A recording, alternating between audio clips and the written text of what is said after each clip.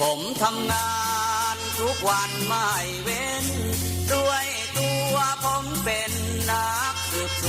วนช่วงเวลาต่อจากนี้ไปเข้มข้นทุกข่าวสารกับรายการเอิ้นให้ลุกปลุกให้ตื่นมั่นใจกับลูกเขยลาหาข่าวมาฝอยสู่ฟัง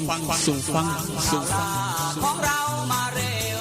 กันเถิดเอวกลมข่าวใหม่ๆสดใสทุกตอนโปรดรับฟังบางอ่อนข่าวร้อนๆของผมเกิดเป็นผู้หญิงนี่แสนลำบากใจจริงๆนะเธออ้าวทำไมล่ะเธอก็อย่างที่ฉันเป็นอยู่เดี๋ยวนี้แหละปวดท้องน้อยปวดบั้นเอวทรมานจริงๆซื้อกาโน่หน่อยค่ะซื้อกาโน่นะครับซื้อกาโน่นะคะจะต้องรีบไปซื้อมาแล้วล่ะกาโน่จำชื่อกาโน่คนรุ่นใหม่ใช้กาโน่ยาน้ำว่านชักมดลูกกาโน่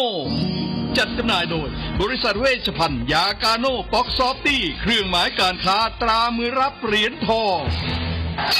ยกสุดท้ายยาป๊อกกล่องสีเขียวตรามือรับเหรียญทองใช้บรรเทาการปวดเมื่อยตามกล้ามเนื้อเคล็ดขัดยอกยาป๊อกน้ำมันยาป๊อกกล่องสีเขียวตรามือรับเหรียญทองบรรเทาการปวดเมื่อยเคล็ดขัดยอกมีจำหน่ายตามร้านขายยาทั่วไปโรคริดซีดวงทวารหนักเป็นแล้วทรมานเริ่มต้นจากมีอาการคันบริเวณขอบรูทวารและมีอาการปวดถ่วงทวารหนักถ้าปล่อยไว้นานอาจมีแผลเป็นรูปกลีบมะเฟืองและเป็นหน่อคล้ายเดือยไก่มีเลือดไหลซึมถ้าเป็นมากจะถ่ายออกมาเป็นเลือดสามก๊กมาแล้วยาเม็ดบรรเทาริดซีดวงทวารหนักตราสามก๊กยาเม็ดบรรเทาริดซีดวงทวารหนัก3ก๊กราม500ชนิดแคปซูลจัดจำหน่ายโดยบริษัทเวชภัณฑ์ยากาโน่ป๊อกซอฟตี้จำกัดเครื่องหมายการค้าตรามือรับเหรียญทองกล่องละ350 บาทมีจำหน่ายตามร้านขายยาชั้นนำทั่วไป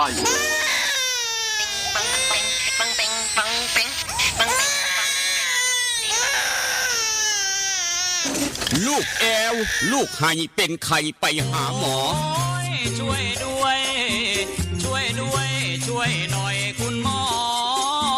ไปคลินิกนายแพทย์จามิกรหรือว่าหมอดอดใจดีตั้งอยู่ตรงข้ามตลาดสดสีช่องใหม่ไปมาหาง่ายตรวจรักษาโรคทั่วไปเด็กผู้ใหญ่ผู้สูงอายุความดันเบาหวานตรวจน้ำตาลในเลือดโรคทางเดินอาหารทางเดินหายใจปวดกล้ามเนื้อคอกระดูกเสื่อมมีวิตามินบำรุงผิวบำรุงร่างกายบริการส่งตรวจเอ็กซเรย์คอมพิวเตอร์ตรวจคลื่นแม่เหล็กไฟฟ้าไปคลินิกนายแพทย์จามิกรอยู่ตรงข้ามนาตลาดสีช่องใหม่ตรวจดีมีมาตรฐานบริการเหมือนญาติพี่น้องเปิดบริการสู้มือต้องไปหาหมอดอดใจดีสอบถามได้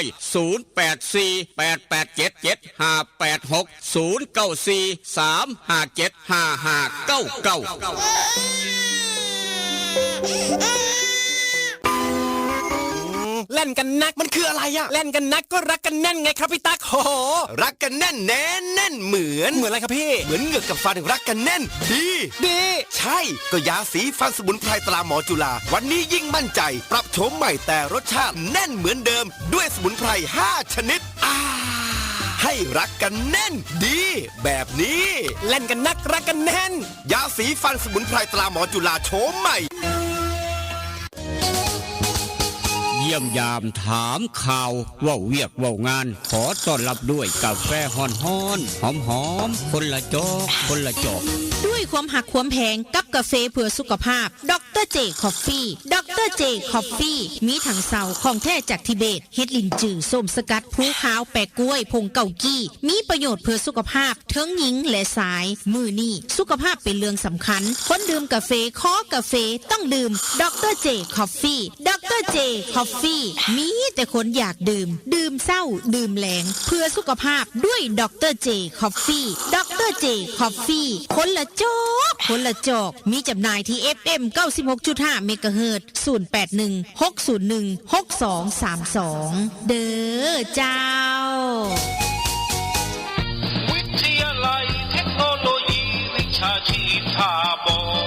วิทย ยาลัยเทคโนโลยีวิชาชีพท่าบ่ออำเภอท่าบ่อจังหวัดหนองคายเปิดสอนหลักสูตรในระดับปวช ปวสจำนวน 13 สาขาวิชาเลือกได้ตามความถนัดคอมพิวเตอร์ธุรกิจการบัญชีการตลาดการท่องเที่ยวการโรงแรมโลจิสติกอาหารและโภชนาการธุรกิจสถานพยาบาลสถาปัตยกรรมช่างยนต์ช่างไฟฟ้าช่างอิเล็กทรอนิกส์และสาขาขายปลีกขายส่งเรียนจบมีงานทำมีหอพักชายหญิงบริการรถรับส่งมีทุนกู้ยืมเพื่อการศึกษาคนดีและคนเก่งมีทุนให้ฝึกทักษะอาชีพทุกสาขามีรายได้ระหว่างเรียนสื่อการสอนบุคลากรพร้อมรับผู้จบม.3 ม.6 หรือเทียบเท่าและจบม.7 จากเวียงจันทร์ถ้าคิดจะเรียนสายอาชีพต้องเรียนที่วิทยาลัยเทคโนโลยีวิชาชีพท่าบ่อสนใจติดต่อสอบถามได้ที่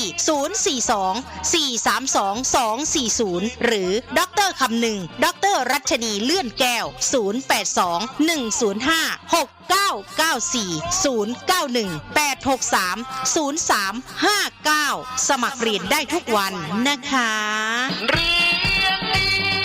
มีทักษะพละเก่งเคร่งวัฒนธรรม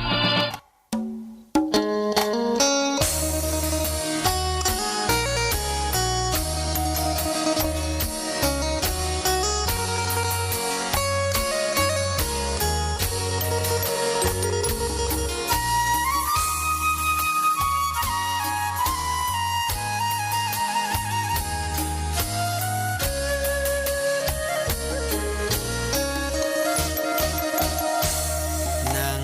จอคอคือทอดแทนอคือทอดผู้สาวเย็นลมหนาวกินข้าวแรงแล้วยังบ่นอน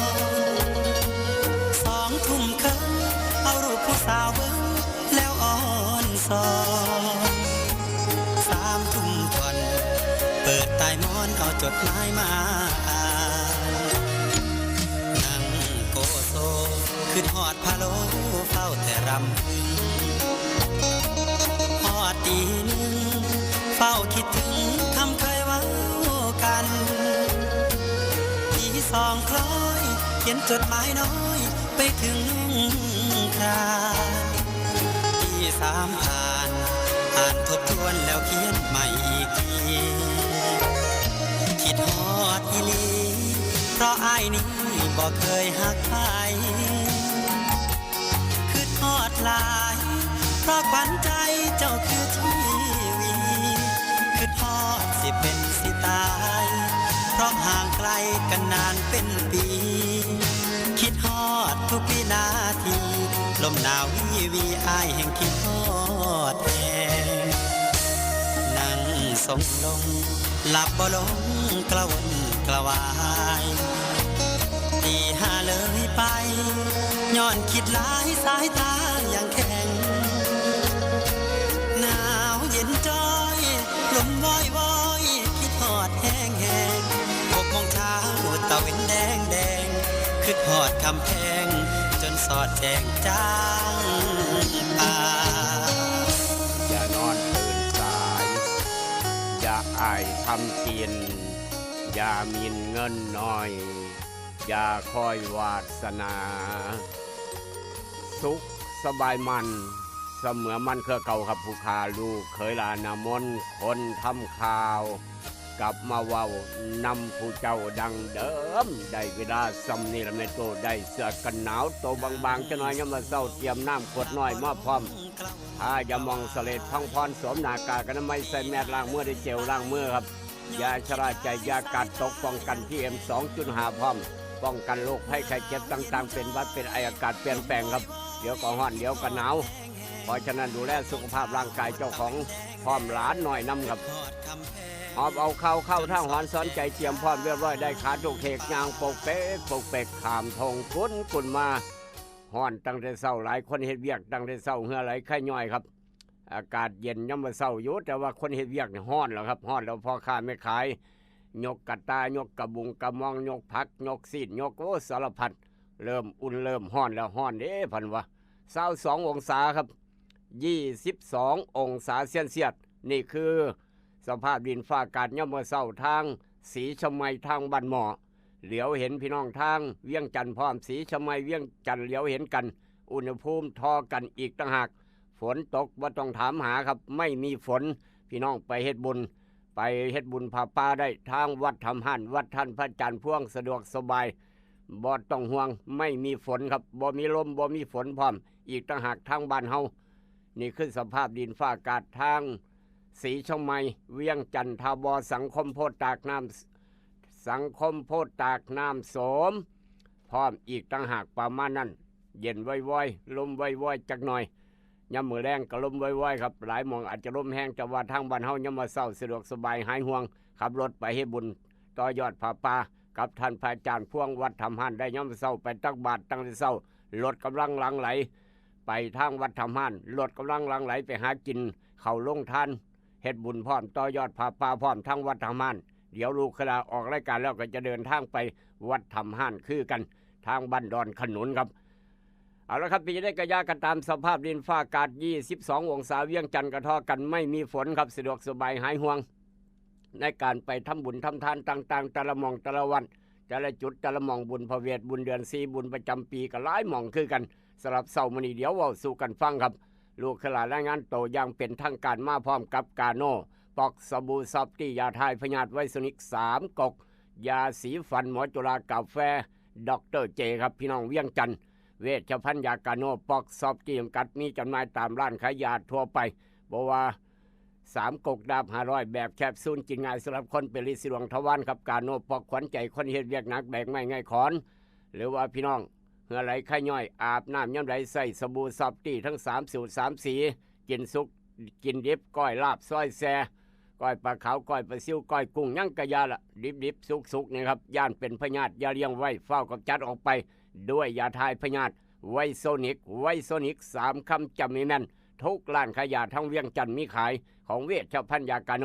ปอกสอบจำกัดแม้กระทั่งยาแก้สำในไก่ตีก็มีจำหน่ายขายกันขายกะตีแต่ละขายฝากไว้ยาแก้สำในไก่ตีครับหรือว่าอยากได้มาเอาอยู่ทาง96.5ก็ได้คือกันบริษัทเพิ่นมาฝากไว้ยาแก้สำในกะตีคอลฟิลพร้อมอีกต่างหากทาง96.5พี่น้องเวียงจันทร์ครับอยากได้ยาสีฟันหมอจุฬาพ่อค้าแม่ขายเจ้าของเดียวกันกับกาแฟดรเจยาสีฟันหมอจุฬาทั้ง2 สูตรไปเอาโยห้านขายยาใสสะอาดตลาดแรงหนองดวงศูนย์ใหญ่ยาสีฟันหมอจุฬากาแฟดรเจโยฮันสำหรับพี่น้องอยากได้คำอยากได้ทองจักเสียนครับลูกไผ่ซื้อไปฝากพ่อปู่แม่ย่าหรือว่าลูกเขยซื้อไปฝากพ่อเฒ่าแม่เฒ่าพ่อเฒ่าแม่เฒ่าพ่อปู่แม่ย่าอยากฝากลูกเขยลูกไผ่ก็ไปเอาได้อยู่ห้านไข่คำแม่กองแพงคำผิวตลาดเสานครหลวงห้านไข่คำเก่าแก่ว่าแค่นี้พี่น้องหูจักดีปัญญังขามมาทางศรีชมัยครับมื้อนี้นายแพทย์จามิกรเจดีต้องขออภัยพี่น้องมาตั้งแต่เมื่อวานครับบ่ได้แจ้งข่าวล่วงหน้าคุณหมอดอดติดภารกิจแบบปัจจุบันทันด่วนตั้งแต่เมื่อวานนี่ครับแบบติดภารกิจปัจจุบันทันด่วน7 โมงเช้าเมื่อวานก็เลยบ่ได้เปิดคลินิกยามมื้อแลงก็บ่ได้เปิดเมื่อวานนี่ครับมื้อนี้เช้าก็บ่ได้เปิดมื้อแลงก็บ่ได้เปิดวันเสาร์วันอาทิตย์ก็หยุดบ่ได้เปิดคือกันปิดต่อเนื่องกัน4 มื้อเต็มไปเปิดตอนเช้าวันจันทร์ครับ7 โมงเช้าวันจันทร์พ่อกับคุณหมอดอดเจดีคุณหมอต้องขออภัยพี่น้องหลายติดภารกิจด่วนตลอด4 มื้อตั้งแต่เมื่อวานครับภารกิจด่วนแบบปัจจุบันทันด่วนบ่ได้ตั้งหลักคุณหมอว่าบ่ได้ตั้งหลักก็เลยบ่ได้เปิด7 โมงเช้าเมื่อวานนี้บ่ได้เปิดยามมื้อแลงก็บ่ได้เปิดมื้อนี้เช้าก็บ่ได้เปิดยามมื้อแลงก็บ่ได้เปิดเสาร์อาทิตย์ก็บ่ได้เปิดไปเปิดวันจันทร์7 โมงเช้าแจ้งให้ทราบนักกันออกจากคลินิกนายแพทย์จามิกรผ่านบ้านพันเผาอยากได้เนื้อสดบ่ต้องขึ้นยากแวะโลดอูดเนื้อสดทางโค้งบ้านพันเผาเนื้องัวน้อยลาบก้อยซอยแซแมนเบิดไปอูดเนื้อสดออกจากบ้านพันเผาเดินทางต่ออยากได้หนังไปฉายอย่าลืมครับแอร์ภาพยนตร์บ้านหัวไส้ราคาประหยัดพร้อมวันที่9 เมษายนแอร์ภาพยนตร์ครับจะเดินทางมาฉายหนังสอดแจ้งจ้องปางอยู่ทางดอนปลาเปื่อย9 เมษายนครับ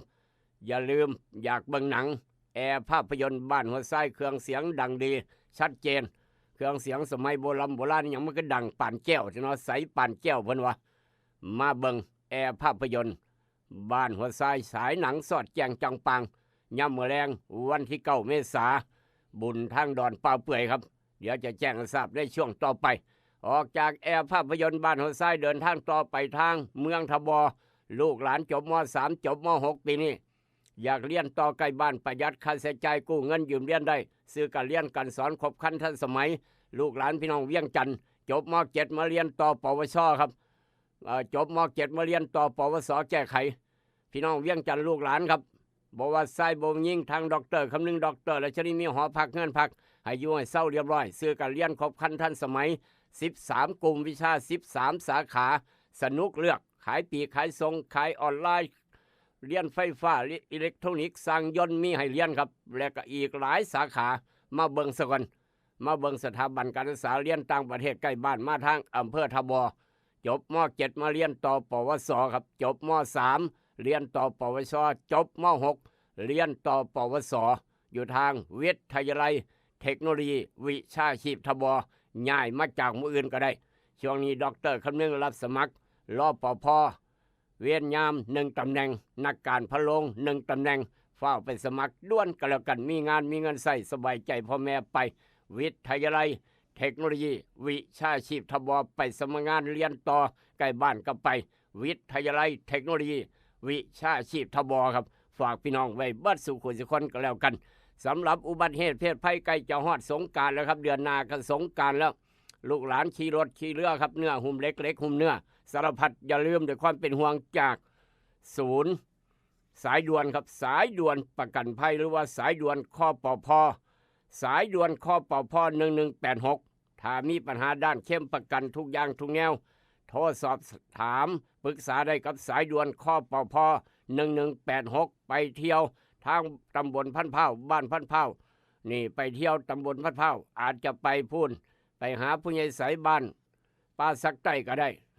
ไปเที่ยวบ้านป่าสักใต้ทะลุมาทางบ้านหนองแวงครับบ้านหนองแวงมาหยังบ้านหนองแวงมาเบิงมากินกาแฟแซ่บๆบรรยากาศเพิ่นจะเปิดอย่างเป็นทางการ28มีนาคมที่จะถึงนี้ครับ28มีนาจะเปิดอย่างเป็นทางการอ่อนซ้อนบ้านคาเฟ่อ่อนซ้อนบ้านคาเฟ่อยู่ใกล้ๆกับบ้านผู้ใหญ่วิชัยพี่น้องไปเบิงอยู่ด้านหน้าก็งามคักด้านหลังเป็นสวนแห้งสวยแห่งงามบาดเนี่ยก็ลองไปพิสูจน์ด้วยเจ้าของเองพาลูกพาหลานไปอาบน้ำสวนน้ำย่ำบ่ายๆพ่อแม่นั่งทาพ่อตู่แม่ตู่นั่งทาเอากาแฟ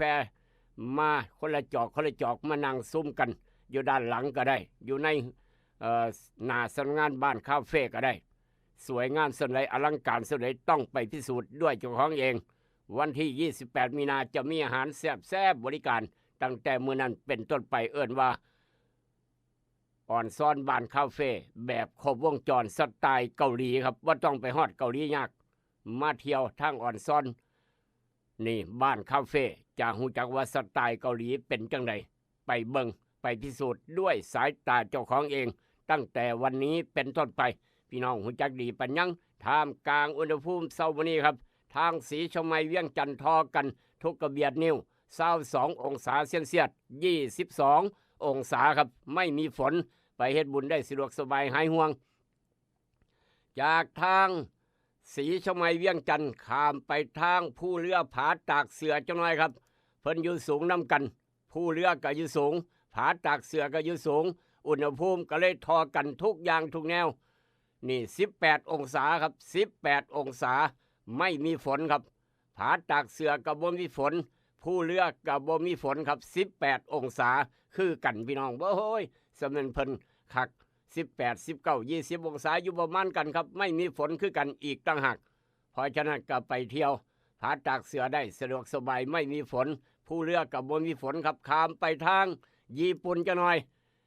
ผู้ใหญ่ใช้ยกมือขึ้นบายบ่ได้ไปญี่ปุ่นแล้วช่วงนี้นอนเฝ้าอยู่ทางพี่ละอยู่ทางอ่อนซ้อนบ้านคาเฟ่พี่ละดูแลพี่น้องมาเที่ยวมองจอดรถจอดลาเพิ่นว่าสะดวกสบายหายห่วงผู้ใหญ่ใช้เฮาดูแลให้ลูกให้หลานเพิ่นว่าประมาณนั้นเป็นทั้งรอปภเป็นที่ปรึกษาใหญ่พร้อมอีกต่างหากพุ่นเด้ผู้ใหญ่ใช้บ่ธรรมดาก็เลยบ่ได้ไปญี่ปุ่นให้นายสร้างทดไปผู้เดียวซะนายสร้างทดคนสร้างสะพานดอนป่าเปื่อยเพราะว่าเรามักญี่ปุ่นภาษาญี่ปุ่นเก่งแท้แล้วก็ผู้ใหญ่ตุก็บ่ได้ไปขอไปซุ่มไปแซวกับผู้ใหญ่ใช้ผู้ใหญ่ใสก็บ่ได้ไปท่านกำนันพึกก็บ่ได้ไปครับแต่ว่าเปิดดังๆออกหอกระจายข่าวทุกเช้า บอกว่าผู้ใหญ่ตุท่านกำนันพึกผู้ใหญ่วิชัยบ้านโคกน้ำแวงผู้ใหญ่ใสขอมา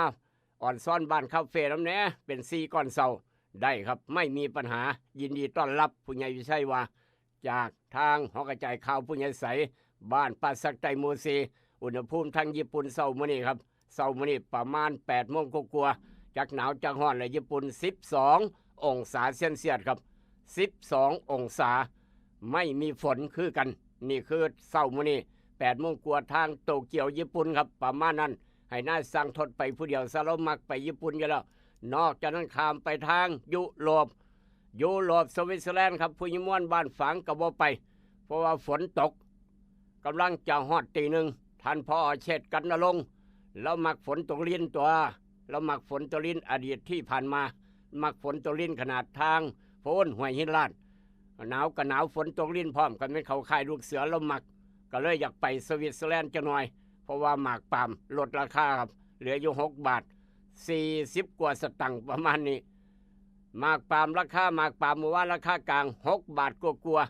40 กว่าสตังค์อุณหภูมิสวิตเซอร์แลนด์ก็เลย6 องศา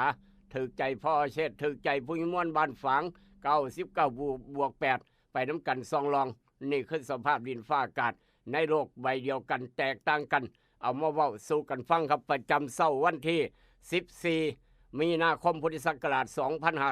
2568ตรงกับวันศุกร์แรม1 ค่ำเดือน4 ปีมะโรงครับตำรับตำราพ่อแม่ครูบาอาจารย์เลิกงามยามดีมื้อนี้ครับขึ้นเฮือนขึ้นบ้านยกเสาเอกเสาโทจัดงานดอกงานแต่งทุกอย่างทุกแนวออกรถใหม่ป้ายหลวงป้ายแดงดีบัดบ่ว่ามอเตอร์ไซค์จักรยานรถใหญ่ครับมื้อนี้ทำการมงคลทุกอย่างดีเลิศประเสริฐศรีอมฤตโชคราชาโชคพร้อมอีกต่างหากโอ้โหครับโชคทุกอย่างทุกแนวมื้อนี้ทำการมงคลทุกอย่างดีเลิศประเสริฐศรีบ่มีหยังดีเกินนี้แล้วมื้อนี้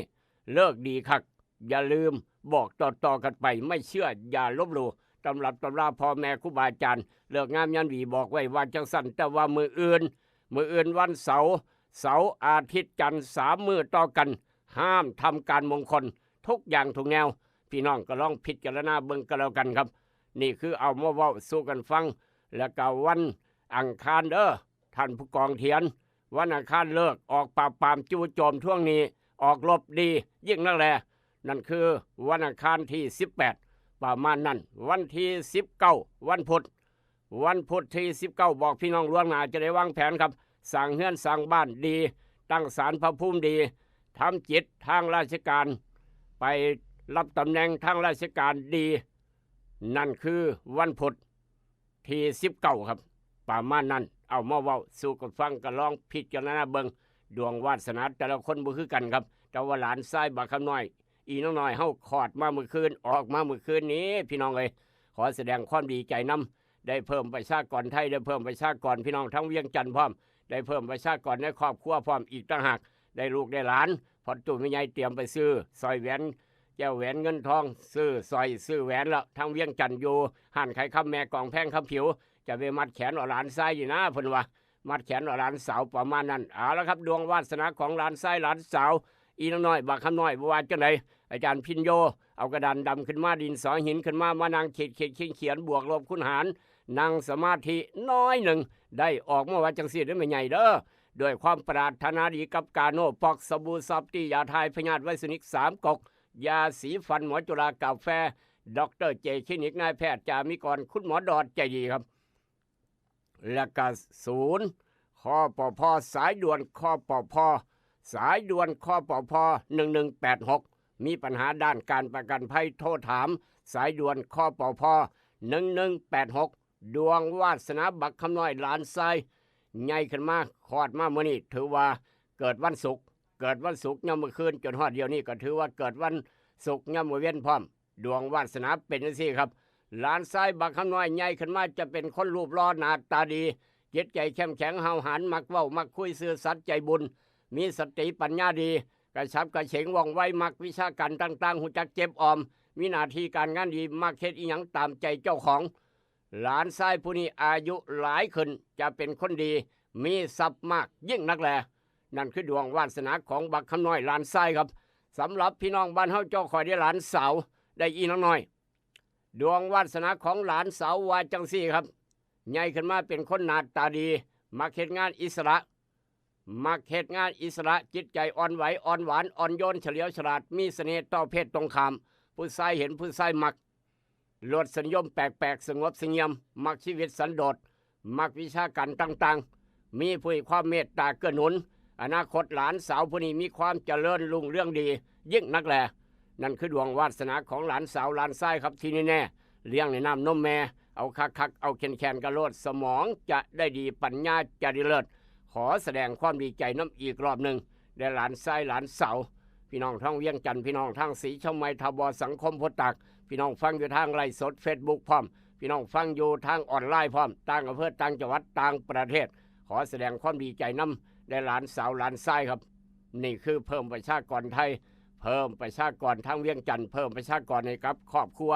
ใหญ่ขึ้นมากเสื่อนพัดตู้เฮืองพัดตู้แม่ตู้กันสิประมาณนั้นคุณตาจ๋าคุณยายจ๋าค่ะแม่หลานสาวก็ได้เนาะเอาเสียงเจ้ยเจ้าตั้งแต่เศร้าอยู่แล้วครับนั่นคือหลานชายหลานสาวขอแสดงความดีใจน้ำอีกรอบหนึ่งเดี๋ยวความปรารถนาดีกับยาสีฟันหมอจุฬากาแฟดรเจสำหรับพี่น้องบ้านเฮาเจ้าคอยที่เกิดวันศุกร์ผู้ใดเกิดวันศุกร์ยกมือขึ้นจะหน่อยเท้าหมอนตลาดสนมอนเจ้าของขับปุ่นแซบแล้วเกิดวันศุกร์เท้าเฮืองร้องเพลงแฮปปี้วันเดย์ให้เท้าหมอนจะหน่อยแล้วก็ไอเสียงหมอกก็เกิดวันศุกร์หลายคนเกิดวันศุกร์ผู้ใหญ่วิชัยบ้านโคกหนองแวงก็เกิดวันศุกร์คือกันเพราะฉะนั้นดวงวาสนาคนเกิดวันศุกร์มื้อนี้เดินแต่เช้าหนึ่งเข้าใส่บาตรผู้ใดนอนตื่นสวยเทวดาเพิ่นจมครับคนเกิดวันศุกร์มีเทวดาเฝ้าอยู่บ่หลายดอกเทวดาหลายคักแล้วเนี่ยครับเทวดาหลายกว่าวันอื่นนี่ท่านเฒ่าแก่นิเวศเพิ่นบอกเฒ่าแก่นิเวศผู้ชำนาญการบอกว่าเทวดาทั้งเบิดเฝ้าคนเกิดวันศุกร์ประจำคนเกิดวันศุกร์21เทวดาครับปอดโถหลายคักหลายแน่เนาะนี่คือดวงวาสนาคนเกิดวันศุกร์ครับเดินจะเศร้าหนึ่งเข้าเสบาตรจะได้รับการสนับสนุนช่วยเหลือจากมิตรสหายเพื่อนฝูงจะเป็นที่เชื่อถือของบุคคลทั่วไปคนเกิดวันศุกร์นี่ครับเนี่ยจะได้รับการสนับสนุนช่วยเหลือจากมิตรสหายจะเป็นที่เชื่อถือของบุคคลทั่วไปความรักจะบังเกิดขึ้นอย่างรวดเร็วและก็มีความสัมพันธ์ซอยเหลือซึ่งกันและกันจะได้รับการประทานอาหารรสหวานของหวานกลมกลมจะได้โชคได้ลาภเป็นทรัพย์สินเงินทองเหม็นอย่างนอกบาทนี้เนาะจะได้ปรับปรุงตกแต่งบ้านเฮือนที่อยู่อาศัยสำราญใจด้วยสมบัติโอ้แน่นอนผู้ใหญ่ใช้สำราญใจด้วยสมบัติการงานคล่องโตกิจการดีขึ้นศัตรูกับกลายเป็นมิตรศัตรูอยู่หมู่บ้านใดตำบลใดก็อย่านี่อยากมาเป็นเสี่ยวอยากมาเป็นมิตรอยากมาเป็นทีมงานของผู้ใหญ่วิชัยครับประมาณนั้นกลายเป็นมิตรเบิดสุคนบ่มีศัตรูจักคนย้อนเฮ็ดบุญหลายครับได้รับของฝากของขวัญยิ่งนักแลนั่นคือดวงวาสนาคนเกิดวันพุธวันศุกร์เด้อเท่าหมอนเท่าเฮืองจับมือจะหน่อยตบมือสวดร้องเพลงแฮปปี้เบิร์ธเดย์ทูยูมอบปลาแดกให้แจก1 รถมอบปลาแดกให้เท่าหมอนแจก1เท่าหมอนกับมอบข้าวปุ้นให้เท่าเฮืองแจก1คนละแจกเพราะว่าเกิดวันศุกร์ทางตลาดสนมอนประมาณนั้นเอามาเว้าสู่กันฟังก็ลองพิจารณาเบิ่งนี่คือดวงวาสนาคนเกิดวันศุกร์เอามาเว้าสู่กันฟังด้วยความปรารถนาดีกับยาสีฟันหมอจุฬากาแฟดรเจวันนี้ในอดีตย้อนไปพาพี่น้องไปต่างประเทศย้อนยุคจะหน่อยไปอเมริกาครับต้องขึ้นฮอดขึ้นหาเพิ่นให้เฮาเจ้าข่อยนี่คือมือกำเนิดเกิดสิ่งประดิษฐ์ของใหม่ๆเกิดขึ้นในสมัยนั้นให้เฮาเจ้าข่อยยังบ่เกิดจักคนครับผู้หญิงม้วนบ้านฝางเกิดผู้เดียวปีพุทธศักราช2337ให้เฮาเจ้าข่อยยังเป็นลมเป็นแรงยังบ่เกิดจักคนครับลูกเคยลาก็ยังบ่เกิดผู้ใหญ่วิชัยก็ยังบ่เกิดผู้เดียวคือผู้ใหญ่ม้วนบ้านฝาง99 ปีบวก8เรา14 มีนาครับ14 มีนาคมปีพุทธศักราช2337เมื่อกำเนิดเกิดสิ่งประดิษฐ์ใหม่ๆเกิดขึ้นในโลกใบนี้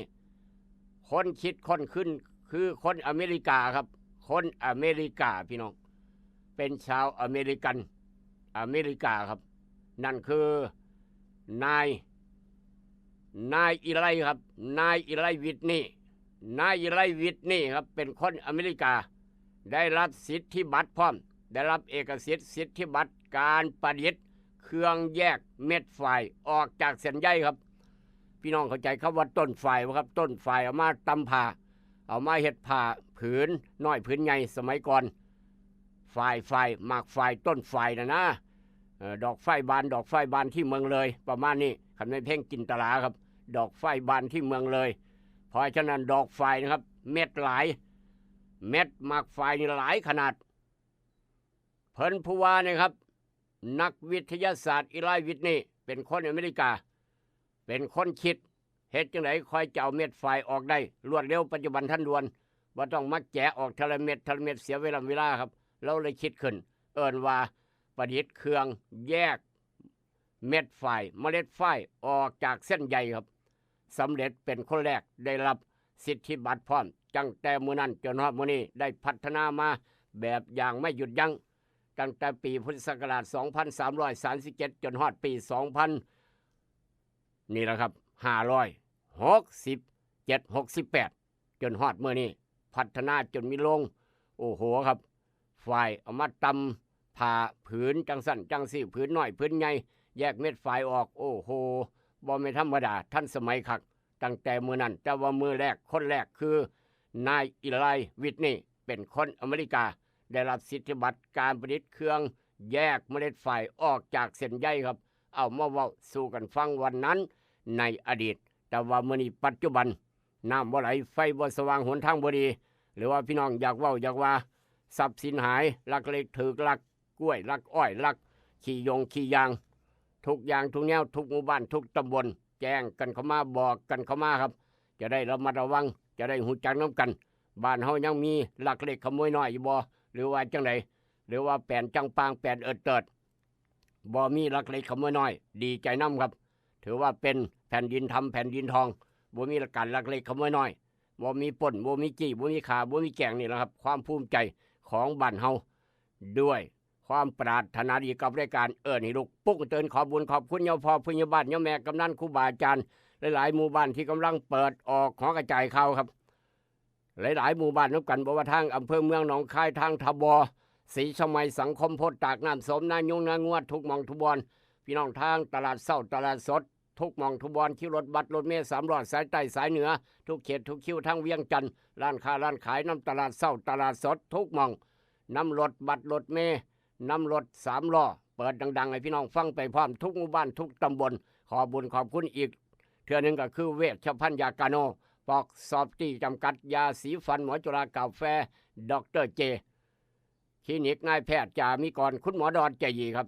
ถ้าพี่น้องมีข่าวด่วนกดมาได้ตลอดช่วงเปิดสาย0816016232ครับช่วงกำลังทาสายจากพี่น้องครับไปสำรวจตรวจสอบข่าวต่างๆจากหน้าหนึ่งของไทยรัฐ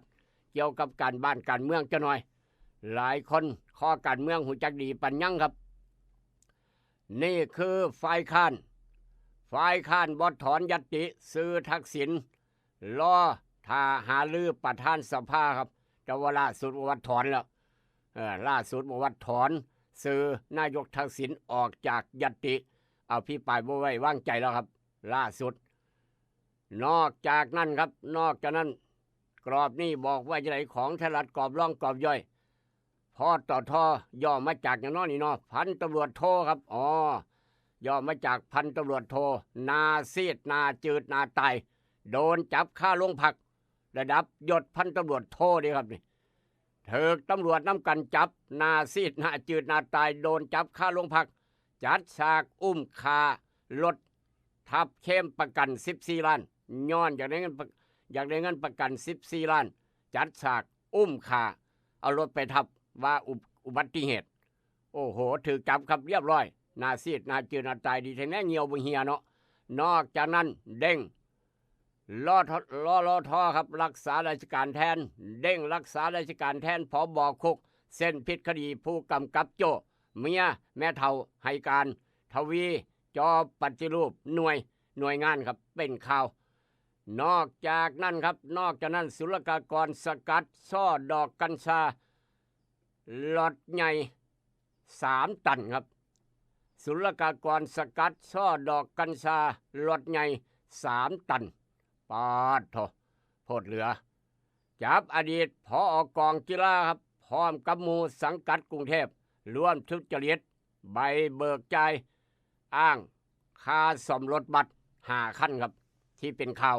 นี่คือล่างสุดของทลัดมาดวนทลัดครับดวนทลัดนี่ยังไงดวนทลัดเข้ามาดวนทลัดเข้ามาว่าจังซี่ครับผู้บัญชาการสำนักงานตรวจคนเข้าเมืองลุยชายแดนแม่สอดอำเภอแม่สอดคุมเข้มรอบเข้าเมืองสกัดกั้นอาชญากรรมข้ามชาตินี่คือเข้มงวดกวดขันครับนอกจากนั้นทนทุกข์มา4 ปีทนทุกข์ทรมาน4 ปีเต็มๆหนุ่มใหญ่เหลืออดหนุ่มใหญ่เหลืออดยิงคนข้างบ้านตายครับซ่อมรถฮอดยามมื้อคืนซ่อมเบิดมื้อคืนตีปกเป๊กๆอยู่ซ่อมรถแล้วก็อู่รถก็เปิดเพลงดังพร้อมว่าซั่นว่ายามมื้อคืนก็ซ่อมตี 1ตี 2ก็ซ่อมโคปกเป๊กๆออกจวดๆจ้าดๆเปิดเพลงดังพร้อมอีกต่างหากโอ้ยเราก็เหลืออดซะแล้วยิง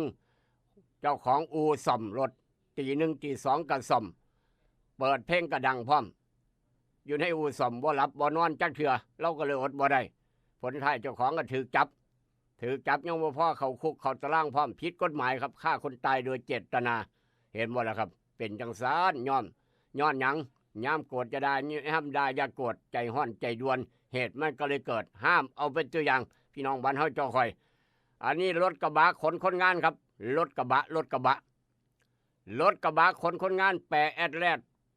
ด้านหลังมุนเอเล่ให้ว่าผู้ใหญ่ใสบ่รับเฮ็ดสีใหม่นี่ไปซื้อใหม่รถมันมุนโพดขายเขาเสียงกงรถถ้าผู้ใหญ่ใสเห็นกับประมาณนั้นรถกระบะขนคนงานขับตัดหน้ารถไฟครับคนงานเต็มกระบะคนขับเต็มด้านหน้าพร้อมกับคนขับพร้อมแล้วคนนั่งหน้าน้ำครับนั่งเบาะหลังพร้อมเอิ้นว่าแคบเด้แคบบัดนี้กระบะทั้งหลังก็เต็มก่อนจะต่ำกับรถไฟสนั่นหวันไหวเหตุให้คนบาดเจ็บ6ตายคาที4รถก็ตายสั่งกิโลขายเขาเสี่ยงกงผู้ใหญ่ใสบ่รับเฮ็ดสีใหม่มุนคักมุนแหน่พี่น้องเอ้ยย้อนเฝ้าข้ามทางรถไฟครับเหตุมันเกิดห้ามเอาเป็นตัวอย่างอย่าเฝ้าอย่าฟังจากเหตุการณ์มาทางเหตุการณ์นี้ครับพ่อแค่จระเข้หรือว่าแค่น้ำจืดพันธุ์ไทยครับใกล้กำลังจะสูญพันธุ์นอนอาบแดดอ้าปากดูโอ้ยเป็นระยานอยู่ในอุทยานทุ่งแสลงหลวงครับเป็นข่าวจากเหตุการณ์นั้นมาทางเหตุการณ์นี้จากไทยรัฐนี่คือคนดีสีประเทศครับเจ็บเอิ้นว่ารับซื้อของเก็บของเก่าบ่มีเงินซื้อครับเราบ่มีเงินซื้อเราอยู่กับแม่ตู้บ้านเก่าหลังหนึ่งหาเก็บขวดเก็บแก้วเก็บเศษเหล็กน้ำถังขยะพี่น้องเอาทิมเก็บกระดาษน้ำถังขยะพี่น้องเอาทิมบ่มีเงินซื้อครับบ่คือบริษัทยักษ์ใหญ่เด้บ่คือบริษัทยักษ์ใหญ่ซื้อต้องจ่าย10 บาท20 บาท100 บาทอันนี้เราหาเก็บอย่างเดียวขี่3 ล้อเก่าๆยูรถน้ำเก่าๆ3 ล้อเก่าๆยูไปน้ำถังขยะเห็นขวดแก้วขวดขยะพี่น้องเอาทิมเจ็บมาเอาไปขายพอได้เลี้ยงชีวิตเจ้าของพอได้เลี้ยงแม่ตู้ครับพอได้เลี้ยงแม่ตู้เพราะว่าดูแลแม่ตู้เราอยู่ปาคุณว่าเจ็บไปเจ็บมาเจ็บขยะเจ็บไปเจ็บมาเจ็บครับไปพ่อกระเป๋าเฮียเงินก้อนใหญ่เงินแสนครับเราไปเจ็บได้กระเป๋าเป็นเงินแสนใบแดงใบสีม่วงสีแดงเพียบเงินแสนครับเก็บได้เอาไปแจ้งตำรวจคืนเจ้าของไปแจ้งตำรวจประกาศหาเนี่ยครับผมอาชีพขายของห้างครับขายของห้างเก็บขยะขายครับพอได้อยู่ไม่ได้กินพอได้ซื้อกับเขาวกับน้ำกินกับเม็ดตู้ผมเก็บเงินแสนได้เม็ดตู้สอนผมว่าถ้าเป็นของคนอื่นอย่าเอามาเป็นของเจ้าของเด้อลูกเด้อให้เอาไปคืนเพิ่นอย่าเก็บเอาเม็ดตู้บอกถ้าเป็นของคนอื่นถ้าเพิ่นหวงเพิ่นห้ามอย่าไปเอา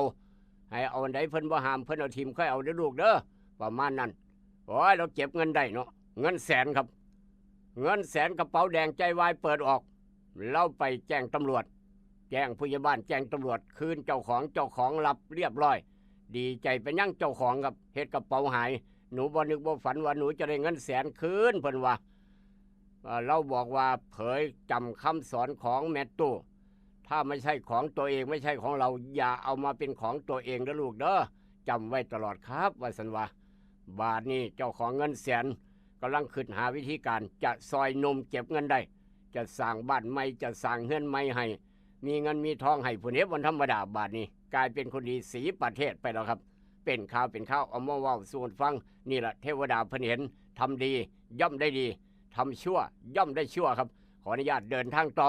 อีกกรอบนี้บอกว่าเจ้าหน้าที่ตำรวจภาคหนึ่งย้อน7 DSI คดีแตงโมหลังโดนหนังสือเรียกสอบส่งมอบหลักฐานยังบ่แล้วไงไปทางอีสานบ้านเฮาครับอีสานมีหยังแน่ดวนของไทยรัฐภาคอีสานครับดวนของไทยรัฐภาคอีสานรองผอ.สนามบินรับผิดแต่งงานใหม่ทั้งที่มีทะเบียนสมรสฝ่ายผู้หญิงเพิ่งหูโดนหลอกขนาดเป็นรองผู้อำนวยการสนามบินครับรับผิดผมยอมรับผิดผมไปแต่งงานใหม่ทั้งที่มีทะเบียนสมรสอยู่กับเมียผมนั่นว้ายเทวดาใส่กรรมละอีพอยนอกจากนั้นครับนอกจากนั้นฝากขังพันตำรวจโทหัวโจกจัดฉากอุ้มหวังเข้มประกัน14 ล้านหมู่ตำรวจไซนาโอ้ยอายเอ้ยเจ้าก็ได้เนาะเฮ็ดให้หมู่เสียหายปาดตัวเดียวเน่าครับของเอื่อมละอาครับเป็นข่าวยศระดับพันตำรวจโทห้ามเอาเป็นตัวอย่างครับนอกจากนั้นมองทางซ้ายทางขวาเป็นนาคขนเรียบสัตว์หายากที่ใกล้จะสูญพันธุ์พากันข้ามถนนอยู่ป่าดงใหญ่นึกว่าเป็นหยังเป็นนาคครับนาคขนเรียบว่าซั่นว่าสัตว์หายากที่กำลังจะสูญพันธุ์อยู่ในทางป่าดงใหญ่นี่เป็นข่าวครับนอกจากนั้นสามีส่งไลน์ขอเลิกไปแต่งงานกับสาวคนใหม่ทั้งที่ยังมีทะเบียนสมรสนี่แหละครับที่เป็นข่าวต่อเนื่องฝ่ายเมียกับว่าจังสั้นฝ่ายผัวกับว่าจังสี่ป่ามานั้นนี่คือดวนของไทยรัฐกันเข้ามาครับจากไทยรัฐยกง่ายๆมาทางเดลินิวครับเดลินิวบอกว่าจะแน่โดยความปรารถนาดีกับยาสีฟันหมอจุฬากาแฟดร.เจข่าวใหญ่เทเลอร์เดลินิวจะเร็วกว่าไทยรัฐน้อยหนึ่งครับเดลินิวหน้าหนึ่งบอกว่าจังสี่มื้อนี้ครับสูงวัยพอตู้ไม่ไงสูงวัยข้าราชการคนออฟฟิศเฮดีใจซื้อหวยเกษียณ 3,000 บาทต่อคนดันเข้าสภา60 ปีคืนพร้อมดอกเบี้ยขยายสิทธิ์คนไทย15 ปีขึ้นไปก็ซื้อได้ติดตามตอนต่อไปฝ่ายค้านถอยดีกว่าร้องเพลงถอยดีกว่าครับฝ่ายค้านตัดซื้อนายกทักษิณพ้นยัตตินายกร้องเพลงทักทายซื้อยอมไฟเขียวซักฟอก30 ชั่วโมงครับผลพาขนหนูโจ้บ่มี DNA คนอื่นบอกว่าหยดเลือดไหลจากศพจับตาจำลองครับเป็นข่าวจับมัจจุราชใหม่บุหรี่ไฟฟ้านี่คือมัจจุราชตัวใหม่ขาคนสูบบุหรี่ไฟฟ้าครับขาพรทรงตายพรทรงถือว่าเป็นมัจจุราชตัวใหม่จับมัจจุราชตัวใหม่บุหรี่ไฟฟ้าผสมสารยาสลบเป็นเจ้าแรกของไทยสกัดกาดหัวเลาะพร้อมอีกต่างหากโอ้โหลูกหลานเพื่อนติดเห็นว่าเสียผู้เสียคนแล้วครับพ่อแม่ดูแลจังหน่อยไฟเขียวหวยเกษียณอัดแจกพอตยั่วใจพอตู้แม่ตู้ข้าราชการพนักงานซื้อ 3,000 ต่อคนเข้าสภาเดือนนี้ครับ60 ปีคืนทุกบาทดอกเบี้ยนายกรัฐมนตรีอารมณ์ดีร้องเพลงฝ่ายค้านถอยดีกว่าจัดซักฟอก30 ชั่วโมงเข้มจริยธรรมรัฐมนตรีแฉไอ้โมงบงการสปส.หุบปากปมตึก 7,000 ล้านซีบอร์ดบอกว่าบอร์ดเก่าอืดบันทึกประชุมครับเป็นข่าวบ่มีผู้ใดอยู่กับโจ้ DNA พาคุณหนูบอกชัดเป็นเลือดอดีตผู้กำกับเล่งจำลองตอนผูกข้อครับกำลังจะจำลองตอนผูกข้อประมาณนั้นข้อตกนอนคุกพันตำรวจโทแจ้งค่าหวังเงินประกันย่านหนียุ่งกับหลักฐานปิดปากเงียบเครียดจัดเป็นข่าวนี่คือจากหน้าหนึ่งของไทยรัฐเดลินิวครับอันใดดีมีประโยชน์นำไปคิดนำไปใช้อันใดบ่ดีเอาไปทิมลงแม่น้ำโขงหามองทิมว่าได้ไปหาดทรายทองบ้านหัวทรายหาดทรายขาวหาดเหย้าอลาดน้ำใสติงลิงเป็นตาอาบ เพิ่นจะเปิดให้อาบวันที่ 20 มีนาคมนี้เป็นต้นไปกินข้าวแลงซุ้มกันไปอาบน้ำโขง20 มีนาทางหาดแซ่ทองบ้านหัวไซนายกแดงเจ้าเก่าผู้บริหารจัดการหาดแซ่ทองบ้านหัวไซครับเอามาเว้าสู่ฟังเดี๋ยวกลับมาพอกันกับอาหารสมองยามมื้อเช้ายกต่อไปยกที่2ครับคิดทองให้ได้ทองคิดเงินให้ได้เงินคุณกำลังรับฟังอาหารสมองยามเช้ายิ้มฝังโขงกับรายการให้รู้ปลุกให้ตื่นให้รู้ปลุกให้ตื่นอยู่นะครับอยู่นะคะรวยขอให้รวยขอให้รวยขอให้รวย เกิดเป็นผู้หญิงนี่แสนลำบากใจจริงๆนะเธอ อ้าวทำไมล่ะเธอ ก็อย่างที่ฉันเป็นอยู่เดี๋ยวนี้แหละ ปวดท้องน้อย ปวดบั้นเอวทรมานจริงๆซื้อกาโน่หน่อยค่ะซื้อกาโน่นะครับซื้อกาโน่นะคะจะต้องรีบไปซื้อมาแล้วล่ะกาโน่จำชื่อกาโน่กาโน่กาโน่คนรุ่นใหม่ใช้กาโน่ยาน้ำว่านชักมดลูกกาโน่จัดจำหน่ายโดยบริษัทเวชภัณฑ์ยากาโน่ป๊อกซอฟตี้เครื่องหมายการค้าตรามือรับเหรียญทองยกสุดท้ายยาป๊อกกล่องสีเขียวตรามือรับเหรียญทองใช้บรรเทาการปวดเมื่อยตามกล้ามเนื้อเคล็ดขัดยอกยาป๊อกน้ำมันยาป๊อกกล่องสีเขียวตรามือรับเหรียญทองบรรเทาการปวดเมื่อยเคล็ดขัดยอกมีจำหน่ายตามร้านขายยาทั่วไปโรคฤทธิ์ดวงทวารหนักเป็นแล้วทรมานเริ่มต้นจากมีอาการคันบริเวณขอบรูทวารและมีอาการปวดท่วงทวารหนักถ้าปล่อยไว้นานอาจมีแผลเป็นรูปกลีบมะเฟืองและเป็นหน่อคล้ายเดือยไก่มีเลือดไหลซึมถ้าเป็นมากจะถ่ายออกมาเป็นเลือด3 ก๊กมาแล้วยาเม็ดบรรเทาฤทธิ์ดวงทวารหนักตรา3 ก๊กยาเม็ดบรรเทาฤทธิ์ดวงทวารหนัก3 ก๊กราม500ชนิดแคปซูลจัดจำหน่ายโดยบริษัทเวชภัณฑ์ยากาโน่ป๊อกซอฟตี้จำกัดเครื่องหมายการค้าตรามือรับเหรียญทองกล่องละ350 บาทมีจำหน่ายตามร้านขายยาชั้นนำทั่วไป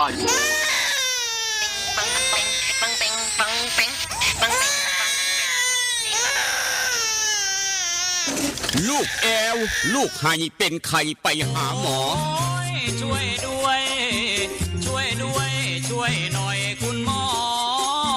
ไปคลินิกนายแพทย์จามิกรหรือว่าหมอดอดใจดีตั้งอยู่ตรงข้ามตลาดสดศรีเชียงใหม่ไปมาหาง่ายตรวจรักษาโรคทั่วไปเด็กผู้ใหญ่ผู้สูงอายุความดันเบาหวานตรวจน้ำตาลในเลือดโรคทางเดินอาหารทางเดินหายใจปวดกล้ามเนื้อคอกระดูกเสื่อมมีวิตามินบำรุงผิวบำรุงร่างกายบริการทรงตรวจเอ็กซเรย์คอมพิวเตอร์ตรวจคลื่นแม่เหล็กไฟฟ้าไปคลินิกนายแพทย์จามิกรอยู่ตรงข้ามนาตลาดศรีเชียงใหม่ตรวจดีมีมาตรฐานบริการเหมือนญาติพี่น้องเปิดบริการสู้มือต้องไปหาหมอดอดใจดีสอบถามได้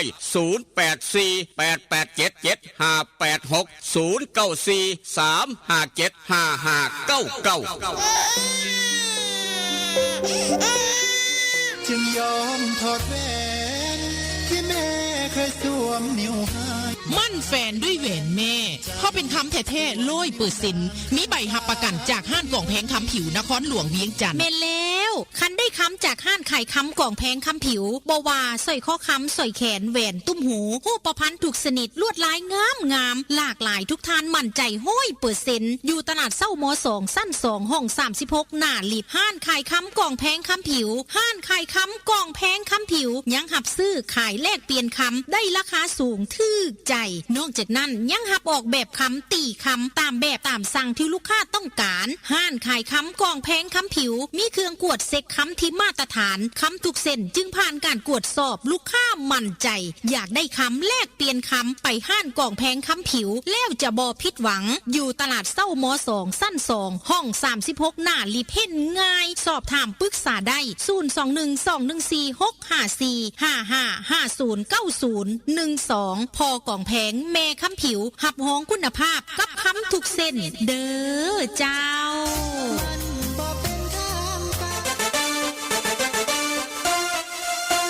ออนซอนบ้านคาเฟ่ออนซอนบ้านคาเฟ่ บรรยากาศสไตล์เกาหลีมีชุดฮันบกใส่ถ่ายเซลฟี่ที่สวนสวยๆหลากหลายมุมมองแสนจะประทับใจได้ธรรมชาติไปที่ออนซอนบ้านคาเฟ่ออนซอนบ้านคาเฟ่บ้านโคกหนองแบงใกล้บ้านผู้ใหญ่วิชัยบริการอาหารครบวงจรเครื่องดื่มชากาแฟสมูทตี้เบเกอรี่มีสวนน้ำไว้บริการเด็กๆอีกด้วยที่จอดรถสะดวกสบายออนซอนบ้านคาเฟ่ออนซอนบ้านคาเฟ่รับจัดงานเลี้ยงงานสังสรรค์ทุกรูปแบบเปิดบริการทุกวันตามเราไปเริ่มต้นที่3แยกไฟแดงไปรษณีย์สีเชียงใหม่มีป้ายบอกทางตลอดเส้นทางจนถึงออนซอนบ้านคาเฟ่ออนซอนบ้านคาเฟ่ปักหมุดได้หรือโทรศัพท์082-457-1145 เจลักกี้คนสวยพร้อมยายพันธุ์อีสานบ้านทุ่งยินดีต้อนรับทุกท่าน28มีนาคมนี้เปิดบริการอย่างเป็นทางการตั้งแต่เช้าถึง4 ทุ่มทุกวันอย่าลืมไปสวยไปแซ่บน้ำกันเด้อจ้าประกันไม่ใช่แค่เพียงธุรกิจที่เอามาขายคุณเพื่อเงินแต่ประกันเป็นการกระจายความเสี่ยงของคุณไปให้บริษัทประกันถ้าไม่เชื่องั้นลองฟังนี่ผมชื่อประกรณ์มีบ้านอยู่1 หลังอยู่มาวันหนึ่งแก๊สระเบิดบ้านผมก็หายไปคุณว่าใครจะรับผิดชอบให้ประกรณ์ถ้าเขาไม่ทำประกันทำประกันเถอะครับจะประกันไหนๆก็อุ่นใจเมื่อมีประกันคปภ.สำนักงานคณะกรรมการกำกับและส่งเสริมการประกอบธุรกิจประกันภัยนั่นแหละครับฝากพี่น้องไว้ครับสายด่วนคปภ1186เป็นห่วงลูกหลานเป็นห่วงพี่น้องเบิดสู่คนทุกคนเฮ็ดประกันภัยละบ่ใส่ใจจังหน่อยครับเกี่ยวกับการประกันภัยชีวิตเจ้าของครอบครัวเจ้าของประกันภัยเฮือนประกันภัยบ้านทุกอย่างทุกแนวเฮ็ดไว้บ่เสียหลายหรือว่าประกันภัยอุบัติเหตุส่วนบุคคล200 บาท200 บาทครับอุบัติเหตุส่วนบุคคลพี่น้องจะไปสนีย์ก็ได้ถือบัตรประจำตัวประชาชนไปพร้อมกับเงิน200เตรียมไปจัก300ซะเตรียมไปจัก300ไปเฮ็ดประกันภัยอุบัติเหตุส่วนบุคคลบ่ว่ากำลังจะฮอดมื้อสงกรานต์แล้วลูกหลานก็มักขี่มอเตอร์ไซค์ขับรถใหญ่จวดๆจัดนักบิดนัก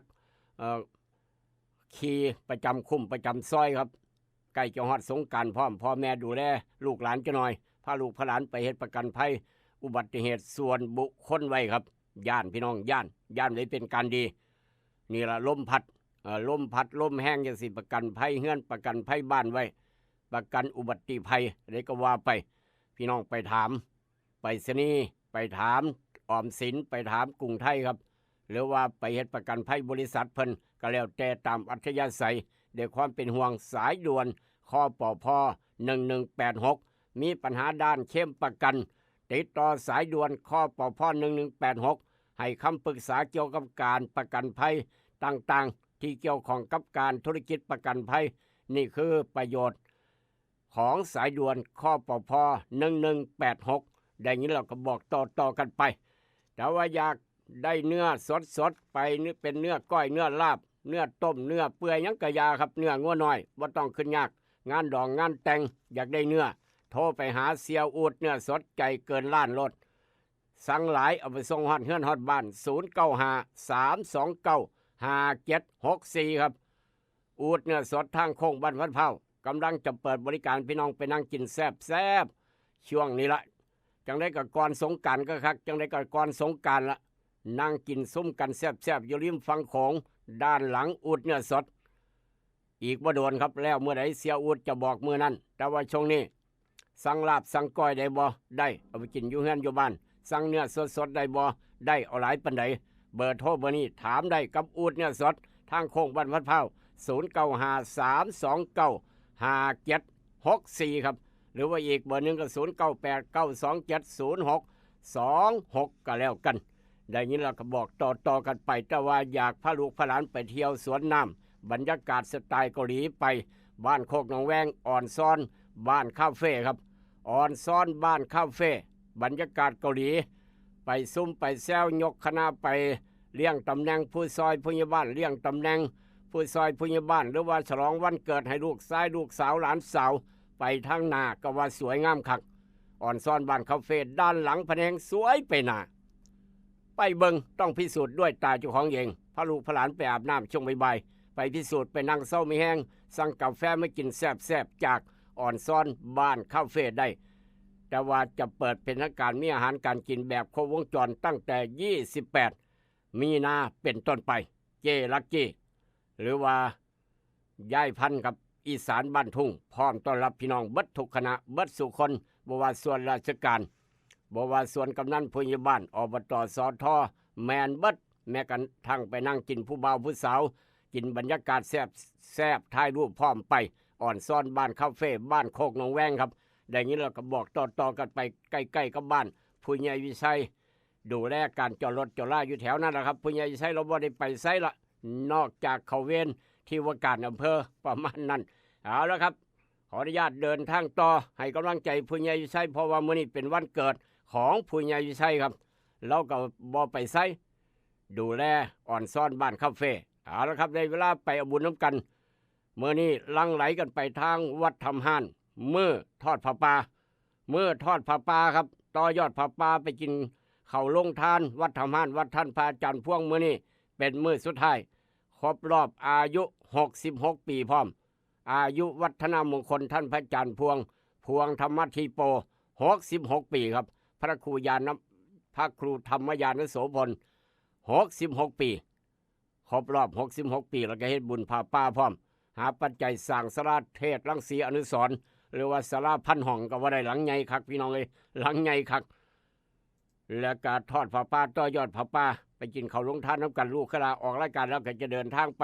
วัดทำห้านต่อไปทางวัดผาตากเสือพร้อมอีกต่างหาก2วัดน้ำกันเมื่อนี้ครับภาคเช้าภาคบ่ายมาอยู่ทางดอนป้าเปื่อยแจ้งให้ทราบน้ำกันพี่น้องอยากรวนพระบุญเมื่อวานทางพี่น้องทางศรีชมัยครับอยู่หน้าโรงเรียนเยื้องกับโรงเรียนมัธยมพันเผา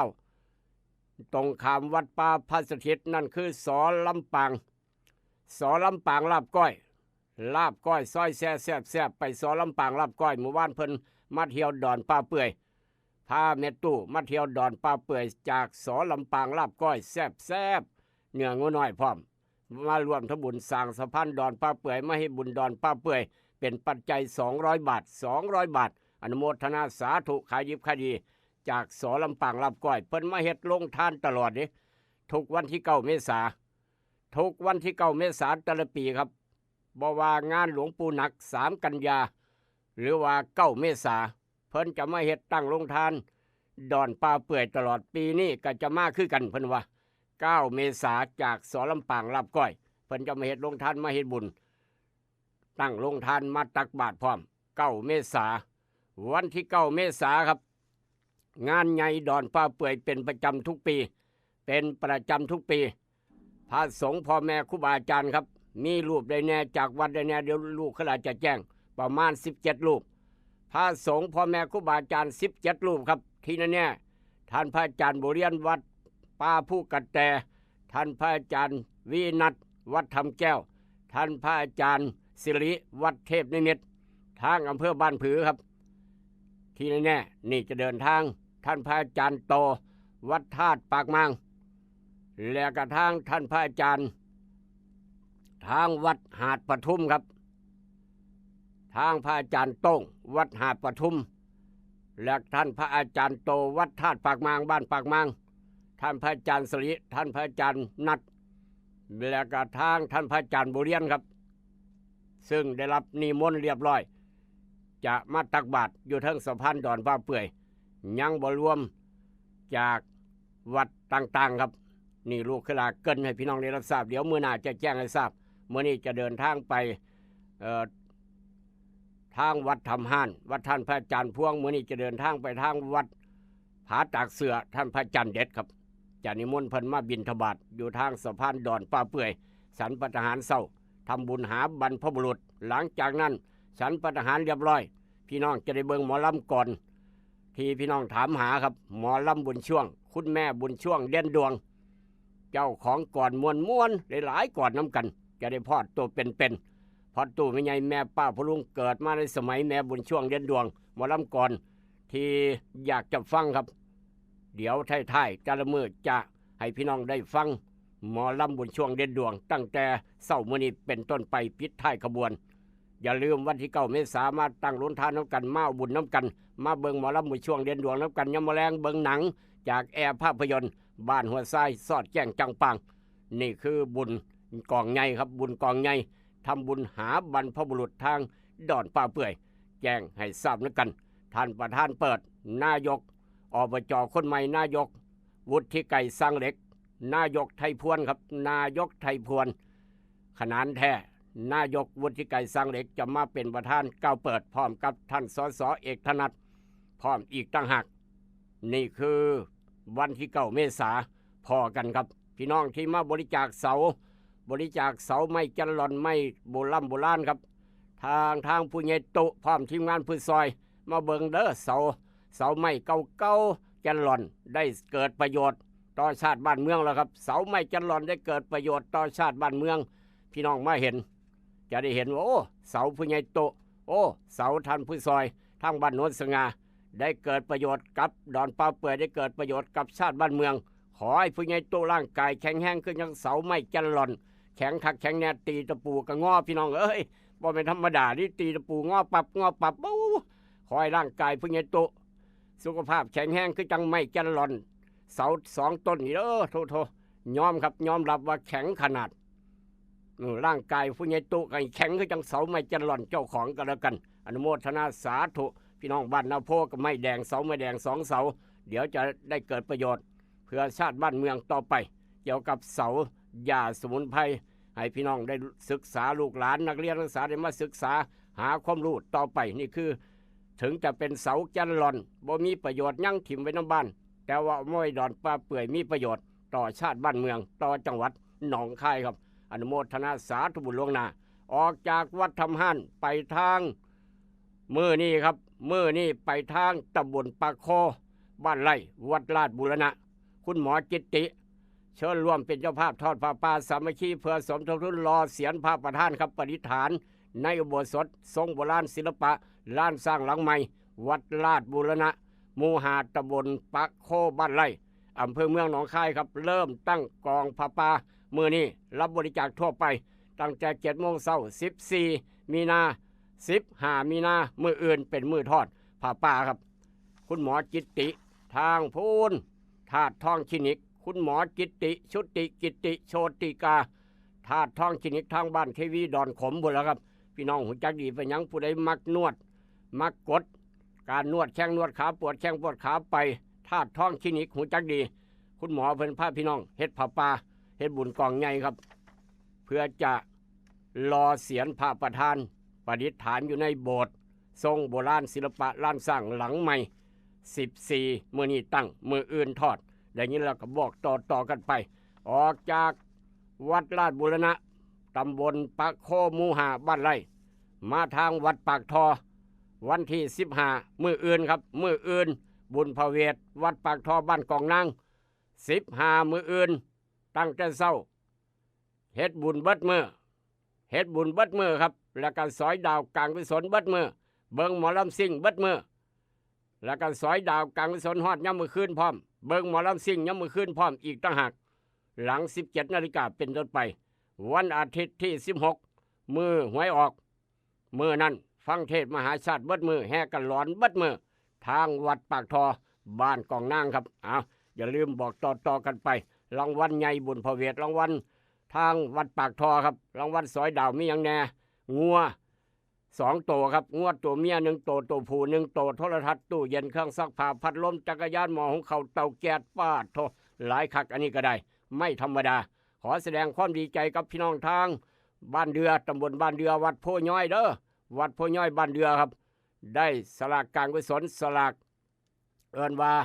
สลากบุญพระเวทนี่สอยดาวกลางกุศลครับยอดทะลุไป 400,000 กว่าบาท 400,000 กว่าบาทบ่ไม่ธรรมดาทั้งวัดโพย้อยครับ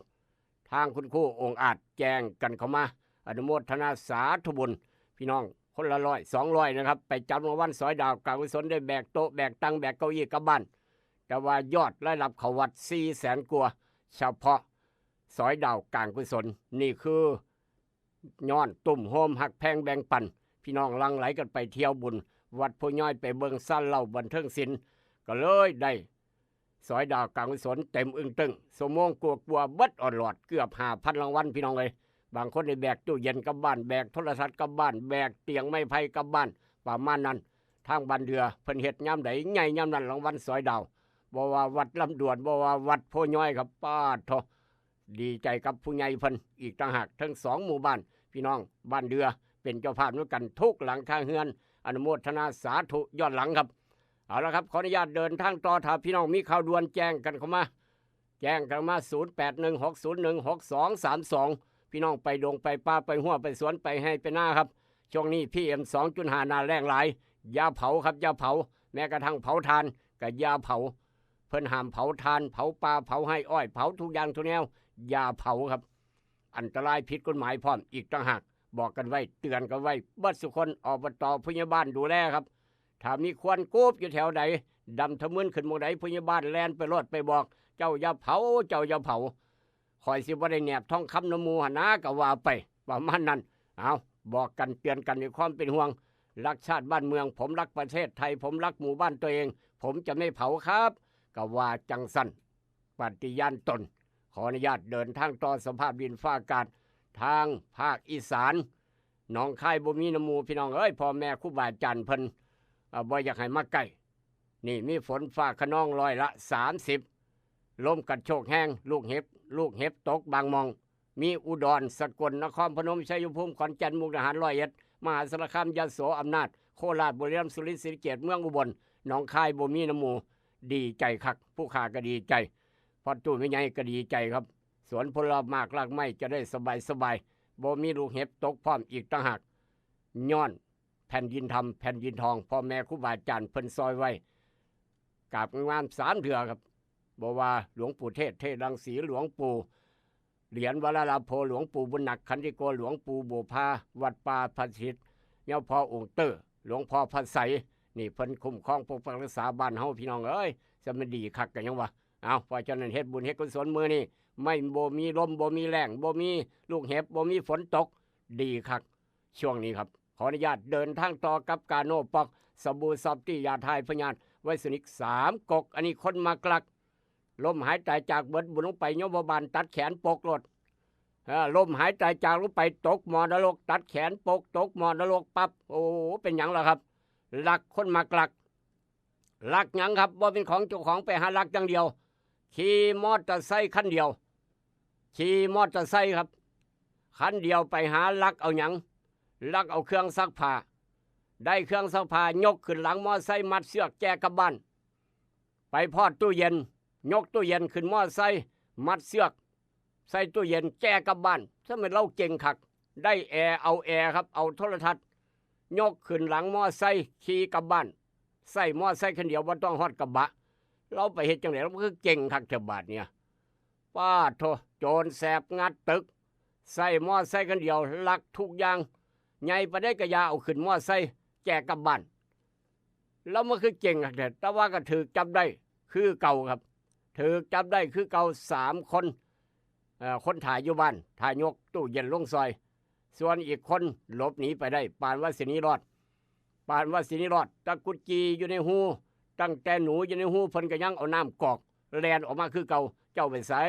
เฝ้ารายงานตัวซะโทษหนักจะได้กลายเป็นโทษเบาบักละห้ามลักพี่น้องบ้านเฮาเจ้าคอยซอยกันดูแลครับจากเหตุการณ์นั้นมาทางเหตุการณ์นี้ครับอันนี้ก็ย้อนหยังครับบาดเนี้ยพี่น้องเอ้ยผู้จะมันคักกันยังวะเอาฟังไว้เป็นตัวอย่างเด้อบ้านเฮาเจ้าข่อยเรามาระวังจังหน่อยครับเหตุการณ์นี้เกิดทางจังหวัดอุทัยธานีช่วง 16 นาฬิกาเมื่อวานนี้เมียครับเมียมาการเมืองฝ่ายเมียครับผู้ใหญ่บ้านเล่ากับไปหันมานี่ไปหาไทยบ้านไปตลอดเมียเนี่ยโอ้ยไอ้ว่ามักหลายฝ่ายผัวก็มักอยู่แต่ก็บ่นึกบ่ฝันว่าเมียจะเป็นแบบนี้ครับเป็นแบบไหนล่ะฟังไว้จังหน่อยส่วนมากใจผัวเด้สมัครผู้ใหญ่บ้านส่วนมากใจผัวสมัครผู้ใหญ่บ้านครับฝ่ายเมียสนับสนุนเป็นคนดูแลข้างๆเป็นเลขาบาทนี่ครอบครัวนี่ครับผู้ใดก็เอาเมียเจ้าหั่นละว่าซั่นว่าเมียเจ้างามกว่าหมู่ เมียเจ้าดีก็หมู่เป็นคนหักหมู่บ้านจังซั่นสิเอาเมียเจ้าเอาเป็นหยังล่ะให้เราสมัครผู้ใหญ่บ้านว่าซั่นว่าเจ้าบ่ต้องสมัครให้เมียเจ้านั่นล่ะสมัครผู้ใหญ่บ้านแข่งกับนายกนายขอเอาจังซั่นบ่แต่ว่าข่อยก็บ่อยากให้เมียข่อยเป็นผู้ใหญ่บ้านเด้เดี๋ยวผู้เมียข่อยสิไปประชุมนั่นประชุมนี่ข่อยย่านคนมักเมียข่อยนะเพิ่นว่าคันเมียข่อยเป็นผู้ใหญ่บ้านแห่งเป็นข่าวอยู่เรื่อยปรากฏว่าแม่นอีหลีพี่น้องเมียได้เป็นผู้ใหญ่บ้านครับไทยบ้านตบมือสวดๆเลือกเอาชนะคะแนนให้ว่าได้เป็นผู้ใหญ่บ้านบาดนี้ยังบ่ฮอด3 มื้อผู้ใหญ่บ้านป้ายแดงครับฝ่ายเมีย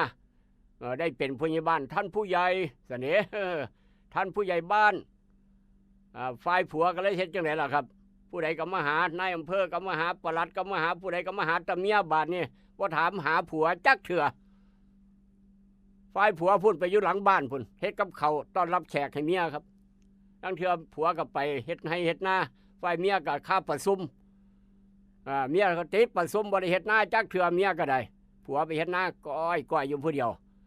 เฮ็ดกับข้าวกับน้ำกินอยู่ผู้เดียวฝ่ายเมียค่าประชุมค่าไปเข้าเวรฝ่ายเมียครับผลอยู่ท้ายผัวคิดน้อยใจพี่น้องเอ้ยเราก็ได้เครียดหลายตั้งแต่เมียเป็นผู้ใหญ่บ้าน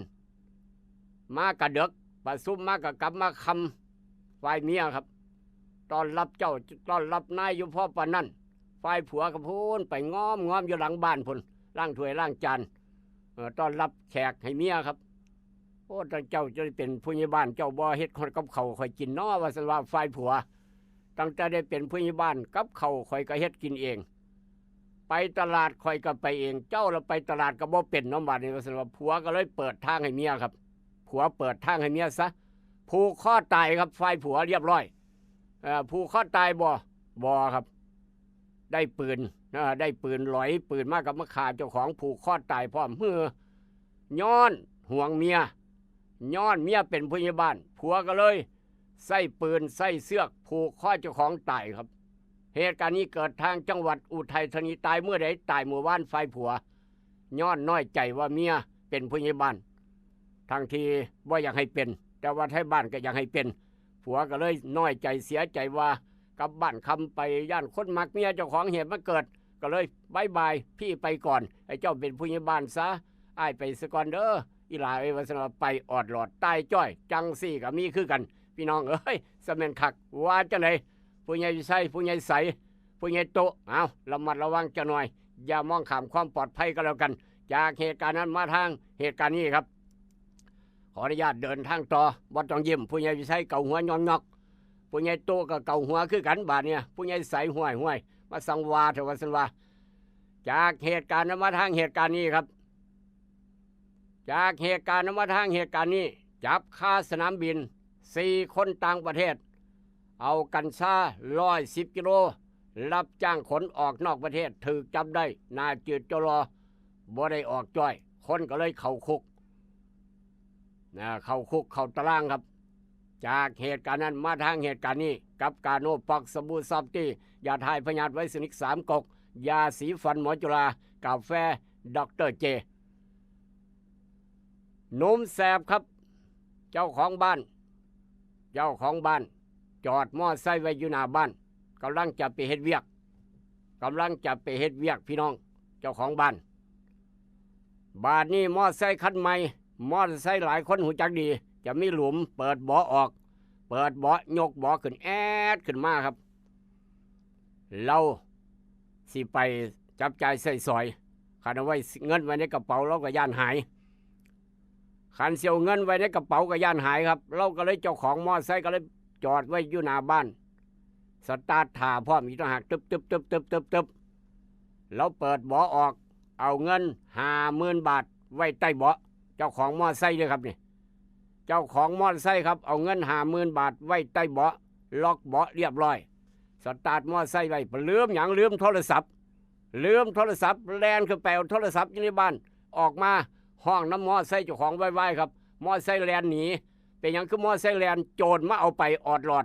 พร้อมกับเงิน50,000 บาทอยู่ใต้เบาะได้มอไซค์ไปพร้อมต่อหน้าต่อตาเจ้าของแลนลงมากับบ่ทันพี่น้องเอ้ย เอามอไซค์ผมไปแล้วเอามอไซค์ผมไปแล้วเงิน50,000ก็อยู่ในบ่อเงินอยู่50,000อยู่ในบ่อเมียด่าคักๆเมียด่าคักๆมอสละเอียเมียด่าผมคักๆเอามอไซค์ผมไปยังบ่พอเอาเงิน50,000 บาทผมไปพร้อมเงิน50,000อยู่ในบ่ออยู่ใต้บ่อโอ้ยจะเป็นคักพี่น้องน้ำแลนกับน้ำแลนน้ำมอไซค์จังได้มอไซค์แลนเร็วเนาะเจ้าของเป็นลมเป็นแรงนี่เป้ากันเอาอีกต่างหากโอ้ยเป็นหลายอย่างหลายแนวครับตามไปตามมาถูกจับคือเก่าเจ้าสิหนีไปไสหลักมอไซค์ถูกจับเรียบร้อยครับเหตุการณ์นี้เกิดทางต่างจังหวัดบ่เป็นทางบ้านเฮาเป็นอุทาหรณ์สอนใจผู้ใหญ่วิชัยไปประชุมเย้าเงินไว้ในใต้เบาะมอเตอร์ไซค์เด้อย่านหายแบบนี้แหละครับจากเหตุการณ์นั้นมาทางเหตุการณ์นี้นี่ก็อีกเหตุการณ์หนึ่งครับเอามาเว้าสู่พี่น้องฟังจะหน่อยเป็นอุทาหรณ์สอนใจ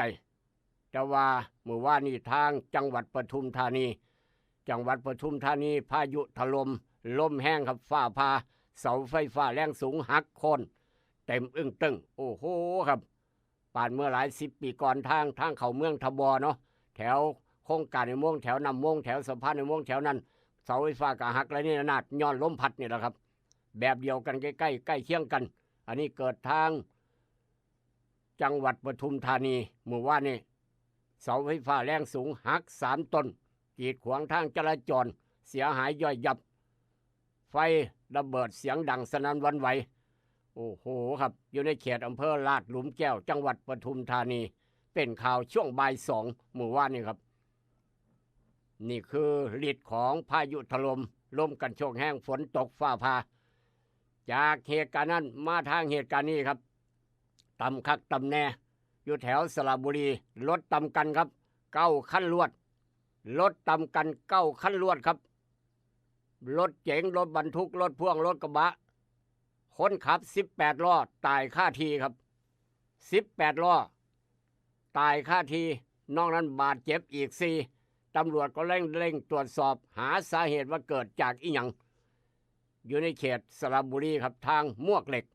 ว่ามานั่นขาเข่าจังหวัดสระบุรีโอ้ว่าเป็นตะย่านมุนคักมุนแน่พี่น้องเอ้ยบางขั้นก็เคาะเฮ็ดสีใหม่ได้อยู่บางขั้นก็สั่งกิโลขายตำคักตำแน่ตำว่า9 คันรวดเนาะนี่เนาะเป็นข่าวขับรถขับราต้องระมัดระวังครับอย่าชะล่าใจอย่าประมาทก็แล้วกันโดยความปรารถนาดีกับรายการให้ลูกปุ้งตื่นแต่ว่าปิดท้ายขบวนด้วยนี่คือคนซื่อสัตย์พ่อแม่สอนว่าดีพ่อตู้แม่ตู้สอนดีครับเก็บของเก่าเลี้ยงพ่อเลี้ยงแม่เลี้ยงพ่อตู้แม่ตู้บ่เอาเงินผู้ใดบ่สนใจเงินผู้ใดเก็บได้เงินเป็นแสนก็ยังส่งคืนตำรวจคนเงินแสนดีใจได้คืนเห็นได้คืนครับได้เงินแสนคืนแล้วก็เห็นสภาพบ้านของคนเก็บของเก่าขายบ่ซื้อเด้ครับบ่มีเงินซื้อเก็บขายน้ำถังขยงขยะเก็บขายใส่ถุงยงทุกอย่างขายได้มือละ100-200 บาทเพราะได้เลี้ยงแม่ตู้เจ้าของเงินแสนได้เห็นภาพบ้านของคนขายของเก่าหาทางซอยเหลือแล้วครับหาทางซอยเหลือแล้วประมาณนั้น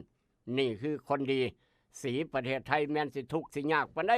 บ่มีเงินจักบาทก็บ่สามารถเก็บของสินกระเป๋าที่มีราคาเงินเป็นแสนก็บ่เอาไปเป็นของเจ้าของตบมือสวดเทวดาย่องยอดสรรเสริญขอให้ประสบความสำเร็จในอนาคตเด้ออ้ายเอ้ยเจ้าดีคักดีแน่คนอื่นสมควรเอาเป็นตัวอย่างครับยาวทรัพย์สินคนอื่นไปเป็นของเจ้าของบาปครับถูกจับพร้อมได้ทรัพย์สินอาจจะเป็นทรัพย์สินหายผิดกฎหมายอาญาอีกเอาของคนอื่นไปเป็นของเจ้าของในขณะที่เจ้าของเพิ่นกำลังนำอยู่เนี่ยครับว่ากฎหมายอาญาผิดในฐานะทรัพย์สินหายคนเก็บได้เอาไปเป็นของเจ้าของผิดกฎหมายอาญาเข้าคุกเข้าตารางบ่ได้บ่ธรรมดาเก็บของคนอื่นได้ถ้าเพิ่นยังติดตามอยู่นี่ครับเป็นข่าวเอามาเว้าสู่ฟังราคาทองคำเมื่อวานขึ้นไปทะลุไป300 บาท 47,800 ยังบ่รวมค่ากำเนิดทองอยู่ในคอมีตู้1 บาทขายได้ประมาณ 46,056 บาททองแพงคักเมื่อวานทะลุไป300 บาทแต่ว่าหมากปาล์มลดลงเหลืออยู่6 บาท 46 ตังค์ราคากลางหมากปาล์มพุยม้วนพอเชษเหลืออยู่6 บาท 46 ตังค์ราคายางพาราเมื่อวานขึ้นไปน้อยนึงครับยางพาราขึ้นยางก้อนถ้วย 70% 43 บาท 68 ตังค์ ยางก้อนถ้วย100% 62 บาท 40 ตังค์น้ำยางสด 67 บาทยางแผ่นดิบคุณภาพดีความชื้นบ่เกิน 3% 66 บาท 90 ตังค์ยางแผ่นคอนซัน3 บาทก้อน 70 บาท 5 สตังค์นี่คือราคากลางยางพาราเมื่อวานยางขึ้นไปน้อยหนึ่งหมากปาล์มราคาลดแต่ว่าพยากรณ์อากาศอีสานบ้านเฮาว่าจะไหนครับพยากรณ์อากาศภาคอีสานพยากรณ์อากาศภาคอีสานครับยังทางกรมอุตุระบบนี่ทางกรมอุตุอาจจะมีปัญหาครับยังบ่ส่งสภาพดินฟ้าอากาศเข้ามาแต่ว่าก็แจ้งล่วงหน้าไปแล้วนี่ยังบ่เข้ามาพี่น้องทางกรมอุตุเว็บไซต์ของกรมอุตุเพิ่นอาจจะมีปัญหาแต่ว่าเกี่ยวกับของดีมีน้อยครับของดีมีน้อยฝากพี่น้องไว้ยาสมุนไพรใกล้บ้านยาสมุนไพรใกล้โตครับเกี่ยวกับดูแลยาบำรุงหัวใจดอกกระดังงาครับดอกกระดังงาไทยกาลเจดกุหลาบม่อนเตยหอมบัวบกบัวหลวงบุญนาคพะยอมพิกุลมะลิลาสารพีครับถือว่าเป็นต้นไม้ในการดูแลบำรุงหัวใจโดยเฉพาะดอกกระดังงาไทยหอมๆนะพี่น้องเอามาดมหอมดอกกระดังงาต้นกระดังงาพี่น้องหลายคนหูจักดอกกระดังงาไทยปลูกไว้หอมพร้อมยังแมลงออกหอมออกกินหอมครับเอามาเว้าสู่กันฟังกันหน่อยนี่คือกลุ่มพืชหอมเป็นยาบำรุงหัวใจดอกกระดังงาไทยของดีไม่น้อยเอามาฝากกันแต่ว่าวันที่9 เมษายนพอกันกับหมอลำบุญช่วงเด่นดวงครับร่ำรวยทรงหมันอย่าเจ็บอย่าจนในความปรารถนาดีครับรายการให้ลูกปุ๊กเจินอยากเบิ่งโตเป็นอยากเห็นหมอลำบุญช่วงเด่นดวงมาพอกันอยู่ทางวันที่9 เมษายนบุญครับทำบุญหาบรรพบุรุษทุกหม่องทุกบอนครับพี่น้องมาร่วมตั้งโรงทานมาเฮ็ดบุญน้ำกันมาเบิ่งหมอลำบุญช่วงน้ำกันมาเบิ่งหนังน้ำกันวันที่9 เมษายนกำลังจะฮอดเริ่มนับถอยหลังกันแล้วทางดอนป่าเปื่อยสวัสดีครับ